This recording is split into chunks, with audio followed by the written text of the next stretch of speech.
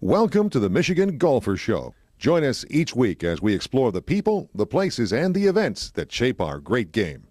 Hi, I'm Susan Bairley here with Michigan Golfer, and I'm also here with a longtime colleague and friend and husband, Paul Bairley. Top of the morning to you. Welcome. We're here to talk about God's country in Michigan, which is the top of the Upper Peninsula, really. The Keweenaw Peninsula and Copper Country. Paul and I had an opportunity to go there a couple of years ago, spent some time, and just had a fabulous time. It's one of your favorite places. It is. I've been throughout the UP for a lot of my life. I found out from talking to Susan about 2 years ago, she had never been into the Keweenaw Peninsula. Now, we all do this with our Michigan hand, but this is this one, and I'm talking about the thumb of the tip of the UP, and she had never been there. So 40 years for me, never for Susan. So I booked a week up there to her surprise at a variety of places, and it was a great destination. It's come a long way since I was in college, I'll tell you that much. Well, we started, I think the gateway to the Keweenaw is really that Houghton-Hancock area, and that was our first destination, was to stop off there, and we played Portage Lake Golf Club, which is the home to Michigan Tech golf, correct? Portage Lake Golf Course, I think they call it, opened in 1910.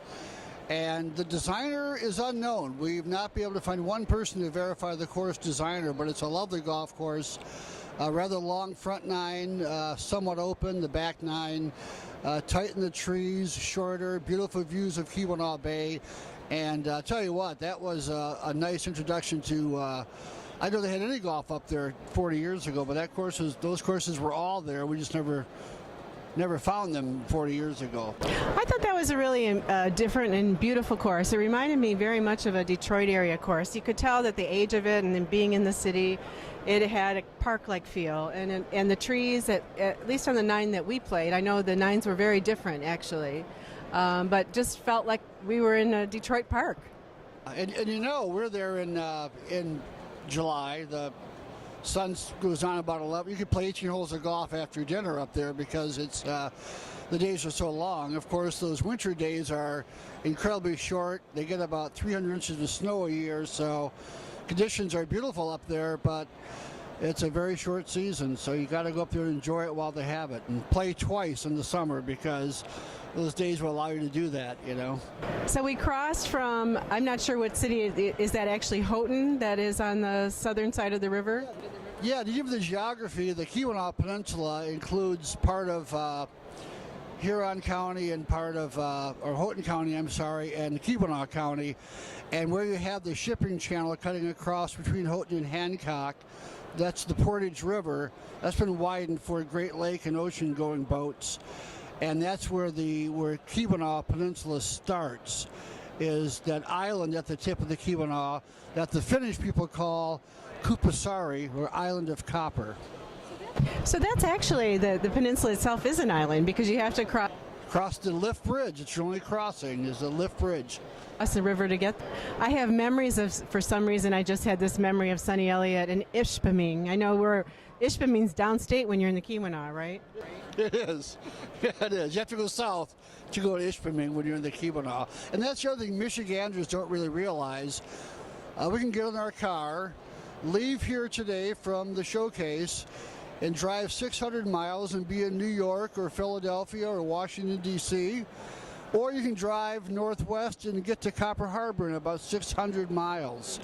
So it's an incredibly long drive to still be in Michigan, and you're in a time zone that, the Keweenaw is west of Chicago, so you're in the Eastern time zone, but you're actually over the Central time zone, so hence the 11 p.m. sunsets up there, So magical. So when we went into the peninsula, we played a couple more golf courses. Yeah, the Calumet Golf Club opened in 1925. Was probably a place for the mining elite to play back then, I imagine, but a nice little 18-hole course, very Irish, not many trees, a lot of roll and Mowgli fairways, and not a ton of maintenance, but just a perfect little low maintenance club you want to have in any little resort town up north. I remember playing there and feeling like we were there on League Day or something. You know, we very much a local hangout and a fun course, very playable. As you said, open, just a delight. I think I counted more people in Jazzy's pub, their little pub at the clubhouse, than I did on the golf course. Signs of a good club. And from there we hit the very tip of the Keweenaw Peninsula in the Copper Harbor, right? I think the ultimate goal of any Keweenaw adventure is to eventually get to the very tip of Copper Harbor, up Highway 41. US 41 runs from, I think, around Tampa or Miami maybe, up around through Chicago and ends in Copper Harbor. That's the terminus of that highway, and that's it's kind of weird to see that Miami 2,000 miles away sign when you're up there. But yeah, we stopped at the place called the Keweenaw Mountain Lodge. Recently was just sold. It was built by the Keweenaw County Road Commission through a Works Project of America back in the Great Depression. In 1933, the unemployment rate in the Keweenaw from the miners out of work was 70%. Not 17%, 70%. So the road commissioner, whose name was Ocha Potter, Harry Potter's great-great-grandfather, OCHA, was given credit for designing the golf course. He cleared the land. They used the trees they cleared on the golf course, not just to provide work, but to build the lodge and those 23 cabins they have there. Very rustic, kind of a Scandinavian-looking architecture, very Swedish-looking lodge. It's just a gorgeous spot. And that 9-hole course, you tee off on the first tee, you look downhill up at Brockaway Mountain, and it's just a really neat feeling. And it's again, I'll just call that a very, very fun 9-hole golf course. It is a very fun golf course, and I don't know if it actually has been sold yet or not. But whoever buys it, if and when it does get sold, it's a great property. It is a great property. The first hole is certainly the most dramatic, and then from then on, you're down in the valley golfing. But it's a beautiful, beautiful spot. You have to come back up at the end to get back up to the top. So right. Last few holes play up the hill. Yeah, it was just a riot playing it, and that whole complex had made the National Historic Registry site in 1970. So it's got a lot of history there too. And two other quick places I'd like to mention, you know, for people who are going to the Keweenaw, is a great spot in Eagle River, I believe it is. Eagle River, called Fitzgerald's. It's a small hotel right on the beach of Lake Superior. Absolutely beautiful, and phenomenal food and phenomenal liquor. Quite a selection. See, this shows, if you're watching this program, that my research worked, because Susan told me there ain't nothing up there.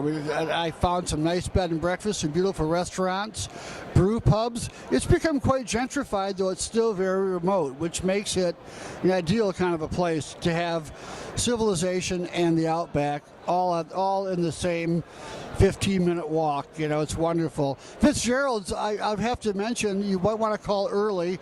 It's only it's a 12-room place, 6-room, 20 rooms maybe, 10 on the ground floor, 10 on the upper floor.